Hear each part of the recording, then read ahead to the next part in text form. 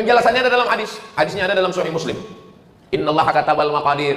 Allah sudah menuliskan takdir. Khamsin alfasanah, 50.000 tahun.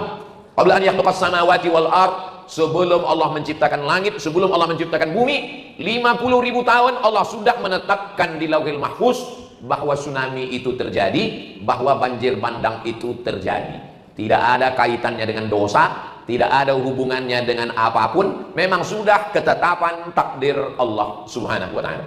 Hak prerogatif Allah. Kita tidak bisa mengelak, kita tidak bisa membantah. Memang sudah dipastikan, pasti terjadi. Rencana kita mungkin tak terjadi, tapi rencana Allah pasti terjadi. Assalamualaikum warahmatullahi wabarakatuh. Kalau Tuhan menangkap balang, jangan ditambat di tengah taman. Dari bunyi sambutan salam, nampaknya jemaah belum sarapan. Apa kabar Bapak Ibu semua? Sehat? Alhamdulillahirabbil alamin. Wa bihi nasta'inu ala umuri dunya waddin. Wassalatu wassalamu ala al-qairil ghurril muhajjalin sayyidina wa maulana Muhammadin wa ala alihi wa sahbihi wa man tabi'ahu ila yaumiddin. Yang sama kita hormati Yang Mulia Wali Nangro Aceh Darussalam, ataupun yang mewakili Bapak Wakil Gubernur Aceh beserta Forum Komunikasi Pimpinan Daerah, Bapak Kapolda, Panglima, Ibu Wali Kota beserta Bapak Wakil Wali Kota Banda Aceh, para alim ulama, hadirin hadirat, muslimin muslimat, solihin solihat, mukminin mukminat yang belum kawin dan belum sunat, semua yang hadir ini dimuliakan Allah Subhanahu wa ta'ala. Amin ya rabbal alamin. Saya baca-baca di medsos, komen-komen, ada yang prihatin, ada yang sedih, ada yang ngejek pun ada juga, yang mencaci maki, yang sumpah serapah, semualah ada di medsos itu. Lalu saya pun mencoba mencari-cari kenapa musibah itu terjadi. Setelah saya cari-cari ayat Al-Quran, hadis Nabi, pendapat para ulama, pendapat orang-orang yang hebat, akhirnya saya rangkum ada 7 poin. Itulah yang mau saya sampaikan pada kesempatan ini. Yang pertama dari Al-Quran. A'udzubillahi minasyaitonirrajim. Ma asaba min musibatin fil ardi. Segala musibah yang terjadi di bumi ini, tsunami, gempa bumi, gunung meletus, banjir bandang. Ma asaba min musibatin fil ardi wala fi anfusikum. Kanker, sakit jantung, diabetes, kolesterol. Ma asaba min musibatin fil ardi, segala musibah di bumi, wala fi anfusikum, yang terjadi pada diri kamu, illa fi kitabin, semua sudah tertulis di kitab. Di kitab itu maksudnya di Lauhil Mahfuz. Papan tempat tulisan takdir itu namanya lauh. Karena dia dijaga oleh malaikat, namanya mahfuz, lauh mahfuz. Min qabli an nabra'aha, sebelum kami mewujudkannya di alam nyata, sudah ada tulisan di Lauhil Mahfuz yang kita sebut dengan tulisan takdir. Itu dalam hadis, dalam ayat Quran. Penjelasannya ada dalam hadis. Hadisnya ada dalam Sahih Muslim. Innallaha katabal maqadir. Allah sudah menuliskan takdir. Khamsin alfasanah, 50.000 tahun. Qabla an yakhluqas samawati wal ard, sebelum Allah menciptakan langit, sebelum Allah menciptakan bumi, 50.000 tahun Allah sudah menetapkan di Lauhil Mahfuz bahwa tsunami itu terjadi, bahwa banjir bandang itu terjadi. Tidak ada kaitannya dengan dosa, tidak ada hubungannya dengan apapun. Memang sudah ketetapan takdir Allah Subhanahu wa ta'ala.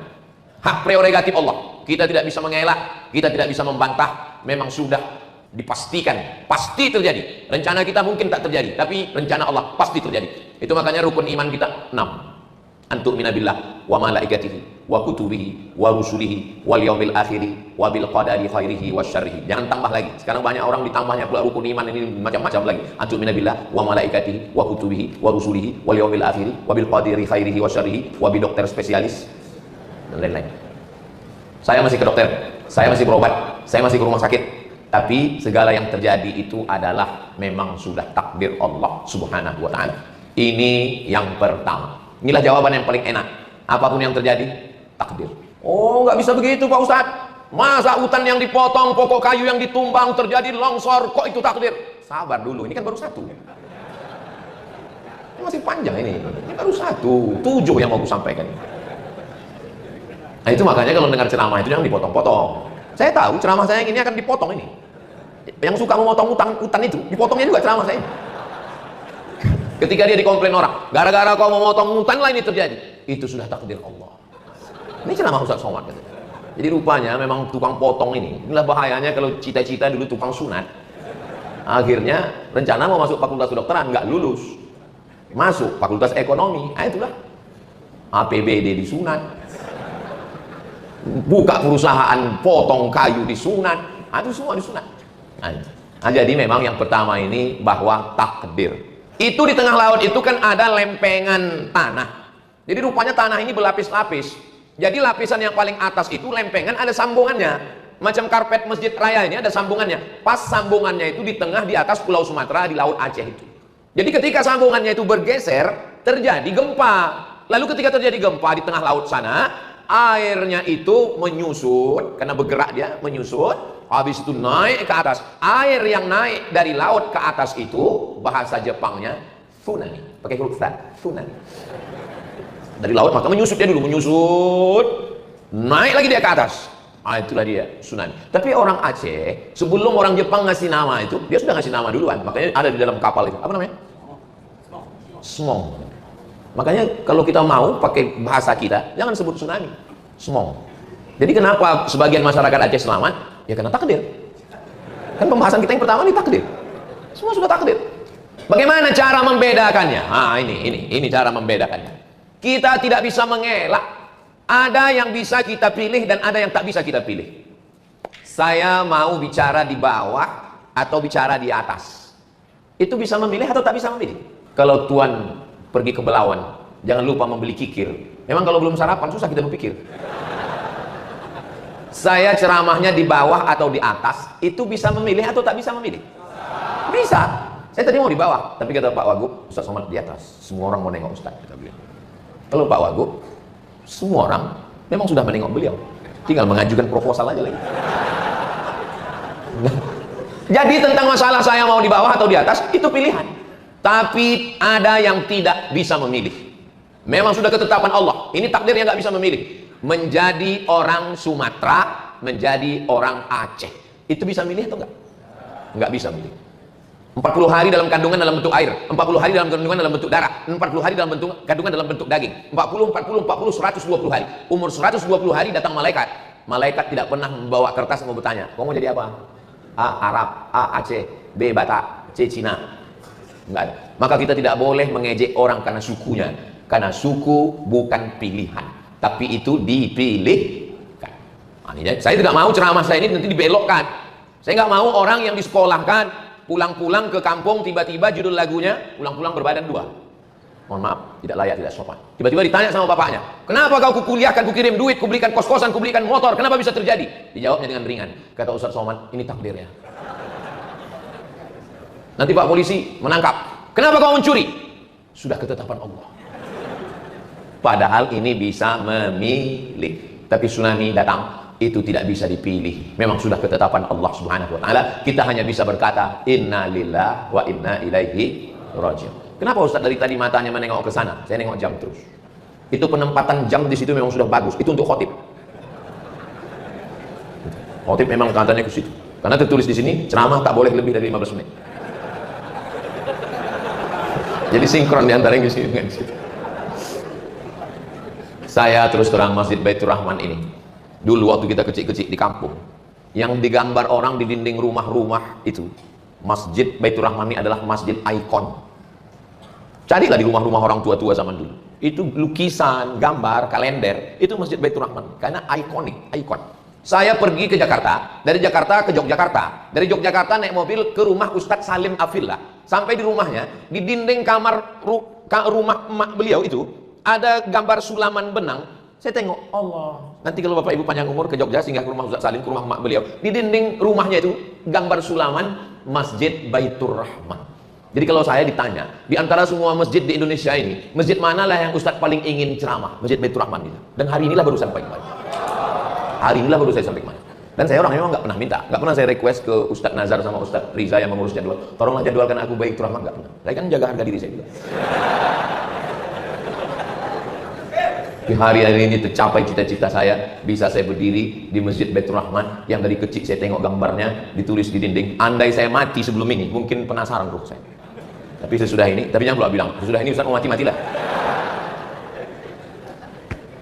Andailah mak saya masih hidup, bisa saya bercerita ke dia, mak, aku udah ceramah di Masjid Baitur Rahman yang gambarnya di kalender rumah kita dulu. Tapi insya Allah walaupun beliau sudah meninggal, Beliau melihat amal saya hari ini, dan beliau sebagai ibu yang melahirkan saya, bangga dia, saya sudah di Masjid Baitur Rahman ini, insya Allah. Kalau mau foto sering di luar, tapi ceramah baru. Yang kedua adalah zaharal fasadu fil barri wal bahri bima kasabat aydin nas. Terlihat nyata kerusakan fil barri di daratan, wal bahri di lautan, bima kasabat aydin nas, akibat perbuatan tangan manusia. Ini baru masuk yang tukang potong hutan tadi. Ini ada dia. Ini kalau dia ada hadir pengajian ini, inilah yang didengarnya nomor 1. Habis itu permisi deh, ke toilet dulu ya. Ini kayaknya aku kena ini katanya. Zaharal fasad, sudah ternampak kerusakan fil barri, daratan dulu. Karena memang yang pertama dirusak manusia ini daratan. Sudah habis daratan, tak ada lagi yang bisa dirusak. Wal bahri, baru dia pergi ke lautan. Bayangkan, apa namanya yang mirip kura-kura itu? Saya ingat, cuma mau ngetes jamaah ini, masih sadar atau enggak? Penyu kan? Penyu itu makanannya ubur-ubur. Penyu itu mau makan ubur-ubur dari jauh, udah menetes air liur penyu itu mau makan, udah dibacanya doa, Allahumma barik lana fima razaqtana wa qina azabannar, kata penyu. Begitu ditelannya, rupanya sampah plastik. Bayangkan kecewanya penyu itu kena prank. Antara ubur-ubur dengan sampah plastik, siapa yang membuang sampah plastik ini? Maka buanglah sampah pada tempatnya. Ada Profesor Dr. Junaidi namanya, sahabat saya. Dia kebetulan pergi ke tengah laut sama bule. Bule itu perempuan, kalau laki-laki Pak Le. Sama bule. Bule dari Jerman. Sampai di tengah laut, bule itu makan jeruk. Dimakannya jeruk, kulitnya dikantonginya. Dikantonginya kulitnya. Profesor Junaidi ini heran. Kenapa bule ini mengantongi jeruk? Cuman dia nggak nanya, diam aja. Sesudah kapal itu pulang ke pantai, barulah kulit jeruk itu dibuangnya ke tong sampah. Orang kita sengaja membawa tong sampah itu ke laut untuk membuang sampah ke tengah laut. Jadi kerusakan di laut, di bumi karena tangan manusia. Pohon yang akar tunggal, akarnya memegang tanah dan dia menahan air. Kalau pohon ditumbang, akarnya copot, lapuk, sehingga tanah tidak bisa ditahan, air pun turun ke bawah. Pelajaran kelas 4 SD, nama pelajarannya IPA, Ilmu Pengetahuan Alam. Kita duduk dulu sama-sama, pakai kelompok, namanya CBSA, Cara Belajar Siswa Aktif. Masih ingat? Yang ingat berarti udah tua. Sebaya sama saya. IPA itu dulu pelajarannya. Bahkan dipraktekkan, ditumpuk tanah, diletakkan pohon yang akarnya panjang, disiram air dari atas. Kenapa tanahnya tidak longsor? Karena diikat oleh akar kayu.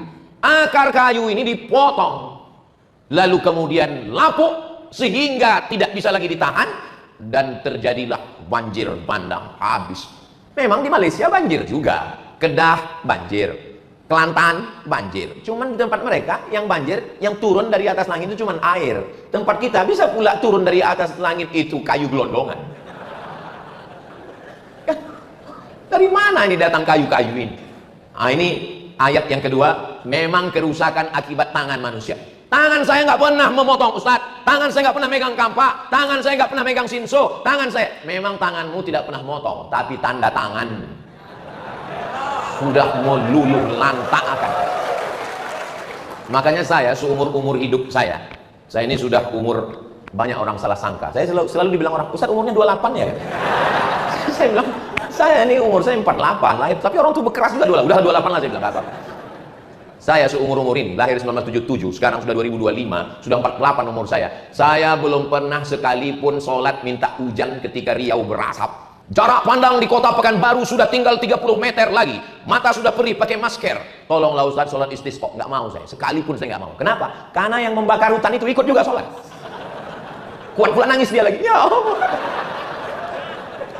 Pas giliran hujan tak turun, kita disalahkan orang itu. Kenapa hujan nggak turun? Itulah gara-gara Ustaz Somad imamnya kata dia. Pas giliran hujan turun, apa kata dia? Gara-gara doa saya. Makanya saya nggak mau. Sekalipun saya nggak mau sholat istisqa. Udahlah. Nggak usahlah kau libatkan aku dalam sandiwara ini. Cukuplah itu sudah. Jadi tentang masalah kerusakan ini memang sudah kejahatan yang masif, memang sudah kejahatan berjamaah. Maka terjadilah apa yang terjadi. Yang memotong dapat kayu, yang ngasih izin dapat duit. Giliran hancur saudara-saudara kita yang tak pernah dapat apa-apa. Mudah-mudahan Allah memberikan kekuatan kepada saudara-saudara kita, insyaallah. Ini yang kedua. Berikutnya yang ketiga. Omongan saya hari ini, dan dimanapun saya ngomong, nggak pernah menurut saya. Saya selalu pakai ayat Quran, hadis Nabi, pendapat ulama. Yang ketiga, hadis Nabi. La ta'murunna bil ma'ruf, ajak orang buat baik. ajak orang buat baik. Wala tanhauna 'anil munkar, larang orang buat mungkar. Kalau kamu diam, tidak melakukan nahi mungkar, la yusikanna ayyaba'athallahu 'alaikum iqaban. Allah akan menurunkan hukuman. Ini yang melakukan perbuatan mungkar, yang tidak ada hubungan dengan pohon kayu, tidak memotong, tidak membakar, tapi dia melakukan perbuatan mungkar. Dan orang diam, ustadz diam, ayah emaknya diam, dan kita ketika ditembak pun juga diam. Kau janganlah pacaran. Yang pacaran aku, yang punya motor aku, yang goncengan aku. Kenapa kau yang ribut? Urus saja surgamu, jangan kau urus neraka. Ditulisnya pula tuh di baju kaos, urus surgamu, jangan kau urus neraka. Kita pun mau menasihati dia jadi takut. Iya juga ya. Memang dunia ini saking banyaknya orang gila, orang waras pun ragu tentang kewarasannya. Bayangkan kalau 10 anak muda nulis semuanya, urus surgamu, jangan urus nerakaku.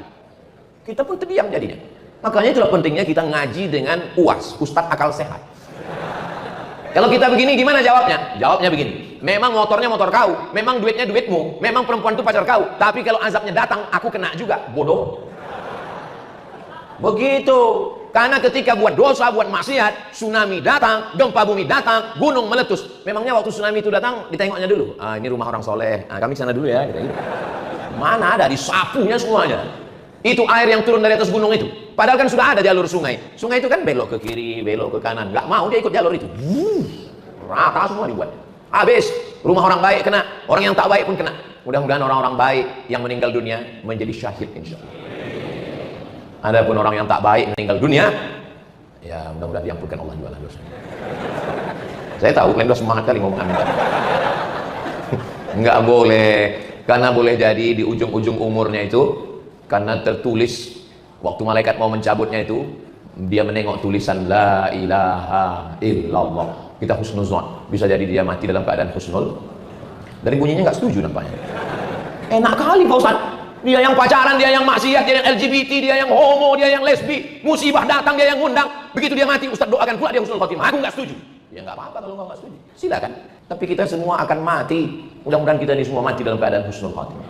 Kalau kita doakan saudara kita husnul khotimah, malaikat akan dikirimkan Allah malaikat. Apa kata malaikat? Amin. Kabulkan doa orang ini. Walaka mithluh, maka kau dapat pahala yang sama seperti yang kau mintakan. Makanya kalau ada perbuatan maksiat, jangan diam. Anak-anak muda, Gen Z, tolong kalian cetak nanti stiker bulat, tulisannya say no to bonceng. Ini hari Jumat, besok malam Sabtu, besok Sabtu malam Ahad. Itu anak-anak muda pacaran, tulis say no to bonceng. Bagikan di lampu-lampu merah. Ini cuman kadang pas kita itu yang ngambil yang tua-tua pula. Tua siapa yang mau dibonceng lagi? Tempelkannya, buatkan baju kaos yang suka. Katakan tidak pada narkoba, katakan tidak pada sabu-sabu, katakan tidak pada pil anjing gila. Katakan tidak pada lem kambing. Kalau Ustaz Somad yang ceramah di atas mimbar berapi-api, tapi sampai di luar orang nggak takut sama saya. Makanya dalam masalah amar ma'ruf nahi mungkar ini, bukan Ustaz yang paling bisa. Yang paling bisa itu adalah polisi dan tentara. Dia yang paling bisa. Polisi nggak perlu naik ke atas mimbar ini. Di atas mimbar ini berat, biar aku aja. Polisi TNI cukup dengan pistolnya. Selama seragam masih ada, selama pistol masih besi, pakai untuk amar ma'ruf nahi mungkar. Takbir. Saya kalau udah 30 menit ceramah memang takbir. Itu untuk ngetes suara jamaah. Kalau begitu suaranya berarti tahan sejam lagi. Tapi kalau pas saya takbir, Allahu Akbar. Itu artinya terserahlah Pak Ustaz mau berhenti. Aku pun lama kali ini udah katanya. Polisi, tentara, nggak perlu ceramah, nggak perlu pakai ayat, nggak perlu pakai sound system, nggak perlu tablik akbar, nggak perlu pakai beleho. Cukup dengan pistolnya. Sambil jalan-jalan dia. Ada yang mau pacaran? Silakan. Ada yang mau main judi? Silakan. Aku pecahkan ginjal kalian. Selama seragam masih ada, selama pistol masih ada, pakai untuk amar ma'ruf nahi mungkar. Setuju? Jangan nanti baju sudah diambil negara, pistol sudah ditarik, barulah datang ke Ustadz. Apa yang bisa kita lakukan? Bapak masih aktif, baru pensiun Pak. Banyak-banyak istighfar juga Pak. Apa yang mau dilakukan lagi? Ustadz, saya selalu ikuti ceramah Ustadz. Saya mau nahi mungkar Pak Ustadz. Bapak dari mana? Saya polisi Pak Ustadz. Pistol besi udah diambil negara Pak Ustadz. Tinggal pistol air. Itu pun kadang-kadang mati, kadang-kadang hidup Pak. Udah lah Pak, banyak-banyak ziarah kubur aja lah Pak. Itu maka semangat saya ini karena saya tengok masih berseragam bapak-bapak kita. Maka gunakan kekuasaan ini. Suami saya Pak Ustadz, tidak polisi, tidak TNI Pak Ustadz, nggak ada pistolnya, tapi ada pentungan, pakai. Macam-macam. Amar ma'ruf nahi mungkar. Kalau kamu tidak melakukan amar ma'ruf nahi munkar, kata Nabi, la yusikanna ayyab'atsallahu 'alaikum iqaban. Pasti Allah menurunkan hukuman, dan ketika Allah menurunkan hukuman, summa tad'unahu, lalu kamu berdoa beramai-ramai, istighosah kubra, zikir, fala yustajabu lakum, doa kamu tidak dikabulkan. Gara-gara apa? Gara-gara tidak melakukan amar ma'ruf nahi munkar.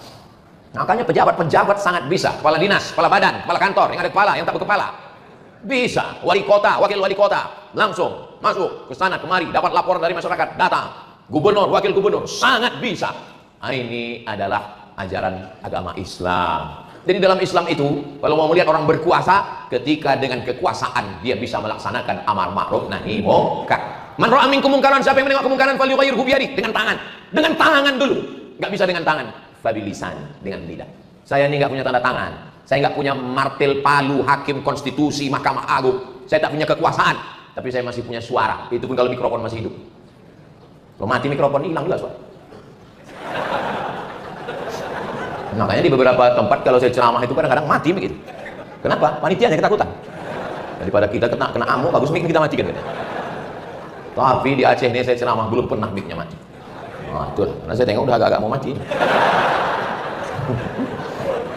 Ini yang ketiga. Yang keempat, ma yusibul mu'min min nasabin wala wasabin wala saqamin wala syaukin yashtakuha. Sakit, gundah gulana, susah pikiran, demam panas, duri mencucuk tapak kaki, illa kaffarallahu anhu biha sayyi'atuh. Itu cara Allah untuk mengampunkan dosa-dosa. Ini yang keempat. Jadi kalau ada orang mengatakan, kenapa di Aceh datang tsunami? 20 tahun setelah itu datang pula musibah banjir bandang. Padahal kalau cerita masalah dosa, orang sana dosa, orang New York dosa, orang London dosa. Karena Allah ingin membersihkan dosa orang-orang saudara kita. Mudah-mudahan yang meninggal bersih dalam keadaan tak ada dosanya sama sekali. Sampai apa kata Nabi? Sampai apa kata Nabi? Hatta tamshi alal ardi makanat alaihi khati'ah. Sampai dia berjalan di atas bumi, tak ada dosanya walaupun sebesar ujung rambut, sebesar ujung jarum, karena dia sudah bersih sebersih-bersihnya. Makanya kalau ada saudara kita meninggal, kita husnuz. Aku tengok tetanggaku yang meninggal kemarin, Pak Ustadz, hitam mukanya. Ya memang dia hitam. Saya inilah kalau mati, dibuka orang tutup. Apa kata orang? Aku tengok muka Ustadz hitam. Waktu hidup pun memang hitam. Tapi kami tengok di YouTube itu putih, lampunya terang. Nah, jadi masalah husnuzon ini nggak usah kita tengok dari fisiknya. Maka ada orang-orang, saya heran Pak Ustadz, sholat rajin, puasa sunat rajin, ngaji rajin, sakit aja bawaannya. Kawan saya, sholat nggak pernah, sedekah nggak pernah, pengajian nggak pernah, sehat walafiat, nggak mati-mati. Itu bukan nikmat, itu namanya istidraj. Istidraj itu namanya. Yang kita khawatirkan itu bukan sakit, yang kita khawatirkan itu bukan musibah, yang kita khawatirkan adalah badan sehat, rezeki lancar, tapi sebenarnya kita sedang dijauhkan dari Allah Subhanahu wa taala. Ini yang keempat, ini mesti dipahami dengan baik. Ya Allah, semua yang datang kemari, kalau Ustadz menangis itu biasa. Reporter televisi nggak pakai jilbab menangis menengok musibah Aceh, menangis dia, nggak tahan dia menengok saudara yang naik ke atas hubungan atap rumah dengan banjir bandang, anak kecil ternak mati, rumah hancur lumpur setinggi, tiang listrik dipegang sampai tak bisa lagi berdaya, hanya melelehkan air mata. Maka kita husnuzon pada Allah. Kejam sekali Tuhan itu Pak. Tidak. Al-Quran ketika kita baca, Allah tidak mengatakan Bismillahil Muntaqim, dengan nama Allah yang maha menghukum. Tidak. Bismillahil Jabbar, dengan nama Allah yang berkuasa. Tidak. Tapi yang pertama adalah Bismillahirrahmanirrahim. Allah mau membersihkan sebersih-bersihnya sampai akhirnya nanti di akhirat dia langsung masuk ke dalam surga Allah Subhanahu wa taala. Saudara kita yang wafat karena tsunami 21 tahun yang lalu, saudara kita yang meninggal karena banjir bandang 1 bulan yang lalu, maka kita husnuzon kepada Allah, bersihkan hati kita dari segala prasangka suudzon. Itu cara Allah untuk menghapuskan dosanya sehingga nanti dia langsung masuk ke dalam surga Allah sesuai dengan janji Allah dalam doa kita, Rabbana atina fid dunya hasanah wa fil akhirati hasanah wa qina. Berikutnya yang ke-5, ke-6. Mau cepat aja orang ini selesai. Saya memang dikasih tahu, Ustadz jangan lama-lama, karena Ustadz mau langsung ke Sigli. Nanti saya mau khutbah Jumat di Sigli, habis itu turun ke Biren. Jadi kami turun Banda Aceh, dari Banda Aceh turun ke Sigli, habis turun ke Biren, habis itu turun ke bawah. Nanti diprediksi hari Sabtu malam Ahad, Sabtu sore itu kami nanti di Aceh Tangyang, dan Ahad malam kami langsung ke Medan. Pagi Ahad itu kami nanti berangkat dari Medan, masih belum jelas tiket apakah Medan Jakarta atau Medan Kuala Lumpur, habis itu barulah ke Pekanbaru. Mohon doa supaya dimudahkan Allah perjalanan. Yang kelima adalah Allah sedang menguji kita. Oh, yang diuji itu orang Tamiang, yang diuji itu orang Sigli, yang diuji itu orang Bandar Meriah. Yang diuji Allah itu adalah saya, Abdul Somad. Apakah sanggup kau makan di rumah, perutmu kenyang, saudaramu di sana tak makan, Abdul Somad? Maka saya berkumpul sama kawan-kawan saya, namanya Yayasan Tabung Wakaf Umat. Lalu saya bilang, apa yang bisa kita lakukan? Kalau membangunkan rumah tak ada duit kita, rumah kita pun ngontrak. Jadi apa yang mau kita? Oh, datang ide. Kita masakkan rendang Pak Ustadz. Bilang berapa kilo? 1 ton katanya. Mendengar 1 ton itu terbayang saya berendang 1 ton. Oh, 1 ton. Saya nggak mau mengendurkan semangat kawan-kawan ini. Nggak saya tanya, kualinya sebesar apa? Berapa jam kalian masaknya? Saya bilang, iyalah, saya kasih semangat. Semangat saya bilang. Dalam hati saya kan kalian juga yang masak. Jadi rupanya 1 ton. Yayasan Tabung Wakaf Umat, itulah tadi dibawa. Tapi Pak Ustadz sebungkus saja. Itu simbolisnya. Jadi udah dibungkus sepaket-sepaket, nanti kita akan kirim, dan rupanya banyak peminatnya. Jadi setelah 1 ton ini datang, nanti akan dibuat lagi insya Allah. Mudah-mudahan makin banyak berkelanjutan program ini insya Allah. Kemudian beras ada kami bawa 10 ton. Kemudian baju layak pakai. Kemudian banyak yang minta Iqra sama Al-Quran, mushaf, dan lain-lain. Itu yang kita bagi sesuai kemampuan kami. La yukallifullahu nafsan illa wus'aha. Kami janji nanti jumpanya di Aceh Tamiang. Ada tim dari Jogja, Ustadz Salim. Ada tim dari Pontianak, Ustadz Lukmanul Hakim. Ada tim dari Riau, Ustadz Al-Naqdinar beserta Ustadz Hanafi. Tapi yang mengkoordinir, yang mengaturnya semua, saya tak berani juga. Sohibud dar a'lam bidarihi, yang paling ngerti tentang Aceh ini dia orang Aceh. Maka saya minta tunjuk sama Ustadz Nazar dan Ustadz Riza. Ustadz Nazar dan Ustadz Riza ini senior saya di Mesir. Ustadz Riza seangkaran saya. Beliau berdua ini yang mengarahkan kami. Saya duduk bertiga sama mereka, saya tanya, Ustadz Nazar, Ustadz Riza, mau dibawa kemana hubungan kita? Kata mereka, insya Allah kami akan bawa Ustadz masih berada di jalan yang benar. Akhirnya kami pun jalan, dialah yang menyusun semua. Pokoknya saya dibangunkannya pagi, bangun, jalan, ya. Nanti jumpa dengan Pak Wagub, serahkan, ya. Senyum sedikit, ya. Itulah, pokoknya diikut aja. Apapun kata mereka berdua, ikut aja. Nggak tahu saya nih, mau kemana setelah ini. Nanti khutbah di Sigli, ya. Padahal pertama nggak ada jadwal Sigli. Tiba-tiba ada dibuatnya. Kita ke sana, ya. Kita buat video banyak-banyak, ya. Ada 6 yayasan nanti. Yakin 6 ini kawan-kawan kita, terpercaya. Orang yang mana? Orangnya baik, orangnya insya Allah bantuannya sampai. Kita buat. Buatkan kertasnya. Biar supaya nanti jangan nampak kali bodoh saya di video itu terdiam gitu. Kita buatkan kertas, bersiap. Jadi nanti di setiap tempat buat. Karena recovery ini apa bahasa Indonesia? Saya kok udah di Aceh ini payah bahasa Indonesia. Pemulihan. Karena pemulihan ini lebih parah dari tsunami dulu Bapak Ibu. Maka pemulihan ini perlu waktu yang panjang. Saudara kita yang tidak Islam, tak Islam dia, mampu memberikan 1000 rumah, bayangkan itu, dan akan tegak berdiri. Tadi malam saya minum kopi, Ustadz Somad, anak-anak Mapala, tahu Bapak Ibu Mapala? Mapala itu mahasiswa pencipta alam, bukan mahasiswa paling lama. Kadang ada juga anak-anak semester 14 ini pasti tanya, kau semester berapa? 14. Kok lama kali? Aku ini Mapala. Rupanya mahasiswa paling lama. Anak-anak Mapala dari Papua, tidak Islam, memikul beras itu begoni-goni Pak Ustadz masuk ke dalam yang tak bisa ditempuh oleh kita Pak Ustadz. Saya mendengar cerita itu, malunya saya dalam hati saya. Yang tak Islam sudah mendirikan rumah, yang tak Islam sudah membawa. Aku yang tiap tahun di Aceh, yang udah disangka orang dapat istri orang Aceh, baru ini aku sampai, malu saya. Jadi kalau belum bisa nolong, paling tidak janganlah mengejek. Kalau belum bisa membantu, mengirimkan duit, mengirimkan apapun ke saudara kita, janganlah berkata kasar. Saya yang tidak berada jadi korban pun membacanya itu tak sanggup saya. Asalkan nampak saya tulisan yang kasar, saya lewatkan cepat. Asal nampak saya video-video yang ngomong macam-macam, saya lewatkan cepat. Kenapa? Takut saya kubanting handphone itu. Handphone ku hancur, dia ketawa. Yang bisa menolong, datanglah kemari.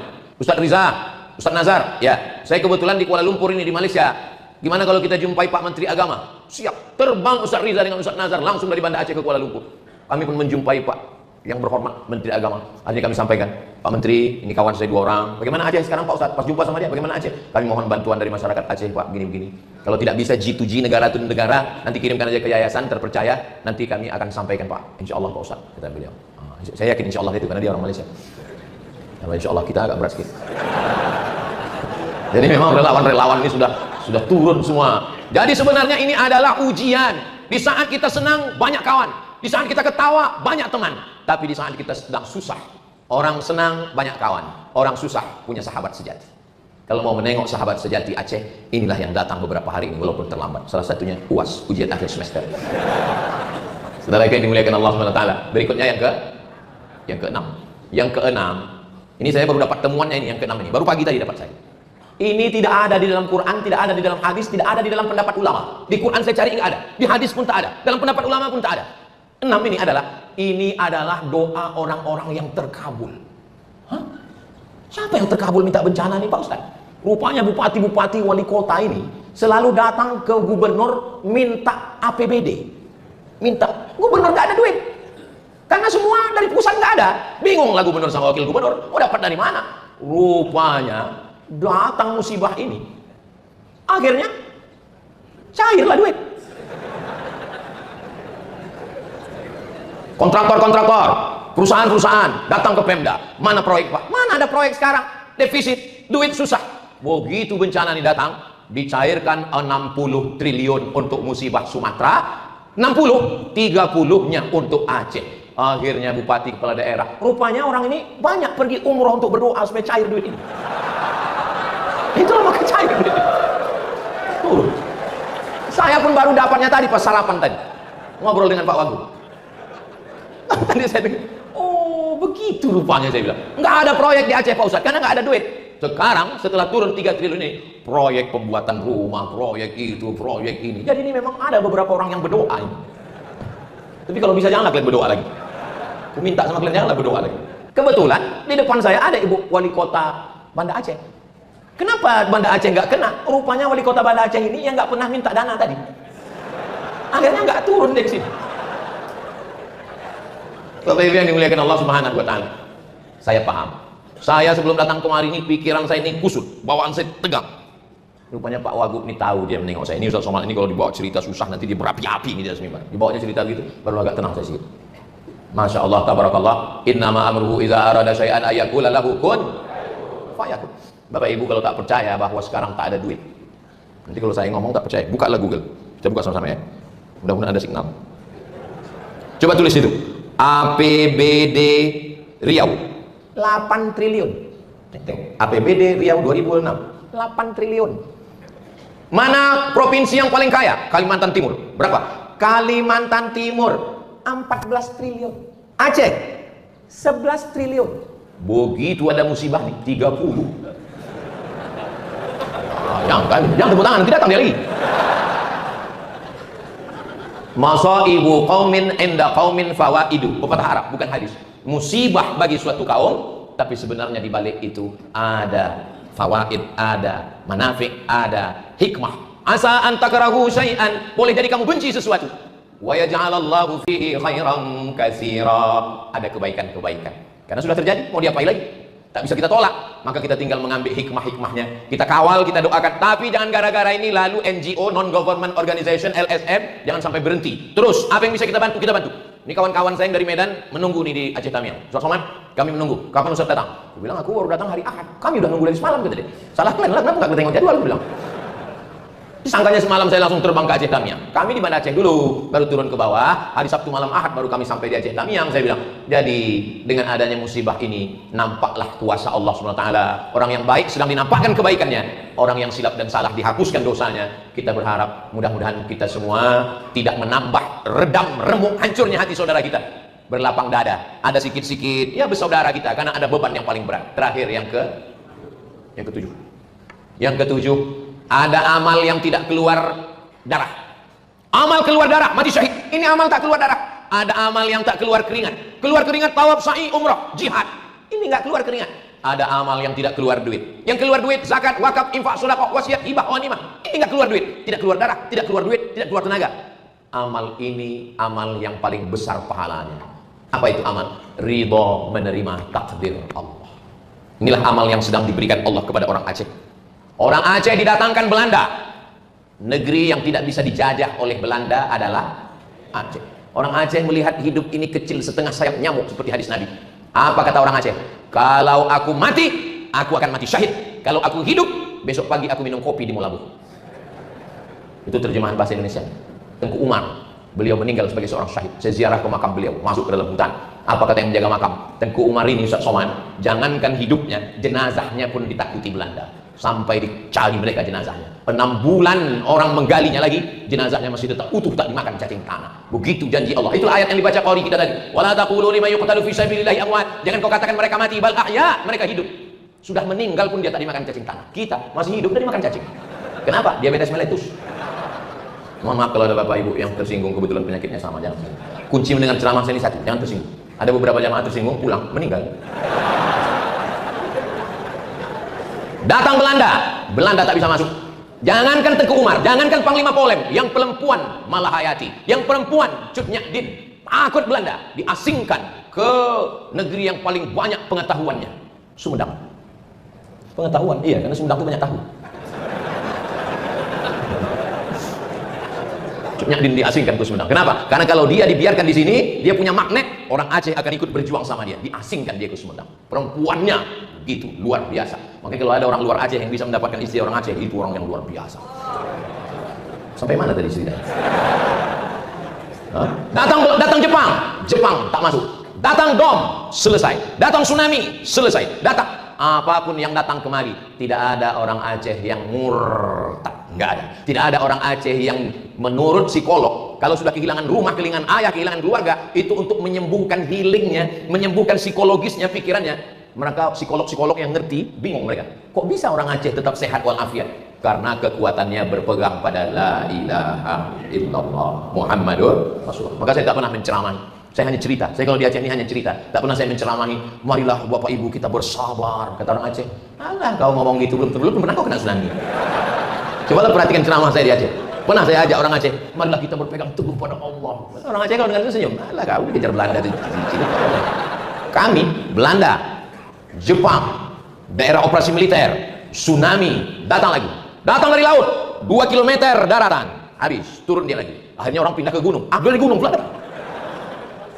Bayangkan, Allah mau menunjukkan ke orang Sumatera Utara, ke orang Riau, ke orang Jawa, ke orang Kalimantan, bahwa ada hambaku yang kuat menerima berbagai macam pukulan. Itu kan kata Ustaz Salman untuk menyenangkan hati kami. Ini hadis, bro. Datang sahabat Nabi namanya Sa'ad bin Abi Waqqas. Dia bertanya kepada Nabi, "Man asyaddun nasi balaan?" Siapa orang yang paling kuat ujiannya? Ya Rasulullah, ya, kasih tahu aku siapa orang yang paling kuat ujiannya. Al-anbiya, nabi-nabi. Setelah itu as-salihun, orang soleh. Setelah itu al-amsal fal-amsal. Itu kata Nabi. Orang yang paling kuat ujiannya nabi-nabi. Setelah itu orang soleh. Setelah itu orang yang di bawah itu, orang di bawah itu. Jadi kalau ditengok dari mulai Kalimantan, Sulawesi, Papua, Jawa, menurut pandangan saya, kalau dipakai hadis ini, yang paling kuat imannya adalah orang Aceh. Setuju tak setuju? Terserah, nggak setuju pun saya udah ceramah juga.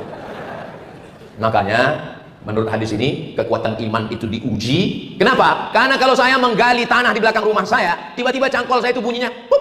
Lalu saya tengok ada batu hitam, saya ragu, ini batu kah, intan kah, emas kah? Maka saya bakar. Saya hidupkan api unggun, saya bakar 1 hari. Begitu saya bakar meleleh dan memancarkan cahaya, berarti dia emas. Saya bawa pulang, saya masukkan ke lemari, saya kunci lemarinya, saya masukkan ke kamar-kamarnya, saya kunci, saya masukkan ke rumah-rumahnya, saya kunci. Tapi setelah saya bakar 2 hari tetap hitam, batu gilingan. Cara menguji batu dengan api, menguji iman dengan ujian-ujian ini. Dan iman yang paling kuat itu berada di Serambi Makkah. Kita jaga ini, kita jaga iman anak-anak kita, kita jaga iman jamaah kita. Saya kalau mau mengasih contoh-contoh yang baik-baik, Aceh. Cerita tentang ekonomi syariah, banknya tidak ada konvensional, Aceh. Cerita tentang penerapan syariat Islam, ada dinas syariat, Aceh. Cerita tentang pendidikan Islam, Dayak Abu Abi Tengku, ada Abi Zahrul, Dr. Zahrul dari Mudi Mesra hadir bersama kita, Aceh. Cerita tentang baca kitab, sampai hari ini orang Aceh masih baca kitab. Dari mulai Matan Takrib, Fathul Qarib, I'anatul Talibin, Kanzur Raghibin Mahalli, Qalyubi wa Umairah, Al-Majmu' Syarah Mu'azzab. Sampai hari ini Dayak masih baca kitab kuning, dari mulai Matan Al-Ajurrumiyah, Al-Kawakibud Durriyah, Al-Imriti, Alfiyah Ibni Malik, sampai Syarah Ibni Aqil. Masih istiqomah, mereka menghormati ulama. Maka kalau ada orang yang mengejek, dia belum kenal, kasih tahu dia, kasih kenal dia, ajak dia ngopi. Kau jangan ngejek, ayo kita ngopi, ajak dia ngopi ke tepi laut. Ustaz ngomong begitu itu kan mau menyenangkan hati orang Aceh aja. Islam pertama datang di Nusantara ini kemana? Aceh. Al-Quran pertama kali diterjemahkan ke dalam bahasa Melayu oleh siapa? Syekh Abdul Raub As-Singkili, orang Aceh. Yang membawa tarekat Syattariyah langsung dari Imam Al-Qushashi, dari Syekh Ibrahim Al-Qurani, Sampai datang orang dari Jawa Barat, Syekh Abdul Muhyi Pamijahan, mengambil tarekat Syattariyah kemana. Datang saudara kita dari Makassar, Syekh Yusuf Al-Makassari Tajul Khalwati, mengambil tarekat Syattariyah kemana. Datang saudara kita dari bumi Minangkabau, dia adalah Syekh Burhanuddin Ulakan dari Pariaman, datang kemana, mengambil tarekat Syattariyah. Siapa yang pertama kali menyusun sastra Melayu? Syekh Hamzah Fansuri. Berawal peradaban itu dari sini, menunjukkan bahwa dia kuat, dipukul dengan angin puting beliung. Anginnya kencang, lautnya dalam, karangnya tajam, puting beliung, tapi lulus. Dia akan melahirkan nahoda kapal yang luar biasa. Tapi kalau hanya sekedar ombak-ombak kecil, dia hanya akan melahirkan perahu bebek.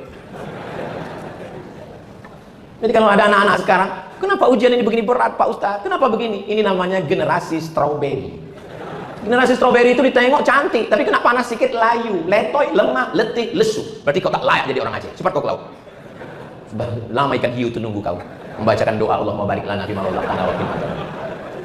Itulah 7 poin yang saya sampaikan pada kesempatan ini. Mari kita jaga Aceh, mari kita jaga anak-anak kita, mari kita tegakkan amar ma'ruf nahi munkar, mari kita bersama-sama membangun. Saya yakin dan percaya semua akan baik, semua akan bahagia, semua akan diberikan Allah kebaikan dunia dan akhirat. Saya tadi dipesankan banyak guru-guru kita, banyak Abu Abi Tengku, saya diminta untuk membaca doa. Saya yang baca doa, tapi doa ini dikabulkan karena orang-orang soleh, karena orang-orang baik semuanya. Al-Hazil Niyah Al-Fatihah.